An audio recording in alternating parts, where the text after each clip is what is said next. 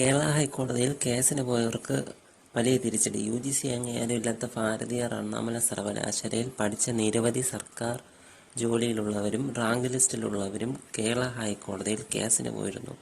കൂടാതെ സുപ്രീം കോടതി ഓർഡർ വിധി വെച്ച് അറ്റാച്ച് ചെയ്ത അണ്ണാമല യൂണിവേഴ്സിറ്റിയിൽ പഠിച്ച 10ഓളം പേർ സർക്കാർ ജീവനക്കാർ ഹൈക്കോടതിയിൽ കേസ് എഴുതിയിരുന്നു. അതെല്ലാം പാളിയിരിക്കുകയാണ് എന്നാണ് റിപ്പോർട്ട് വന്നുകൊണ്ടിരിക്കുന്നത്. ഭാഗത്തു നിന്നും പുതിയ നോട്ടിഫിക്കേഷൻ വന്നിട്ടുണ്ട്. 2015-16, 2016-17, 2017-18, 2016-17, 2017-18 പഠിച്ച വിദ്യാർത്ഥികളുടെ കാര്യം എക്സ്പെർട്ട് കമ്മിറ്റിക്ക് വിട്ടിരിക്കുകയാണ് UGC. അവർ എന്ത് തീരുമാനമെടുക്കും അതനുസരിച്ചായിരിക്കും അവരുടെ ഭാവി. അതേപോലെ 2018 മുതൽ 22 വരെ കാര്യം പോസിറ്റീവായിട്ടല്ല UGC പറഞ്ഞിരിക്കുന്നത്. എന്തും സംഭവിക്കും. ആ അവസ്ഥയിലാണ് കാര്യങ്ങൾ മുമ്പോട്ട് പോകുന്നത്.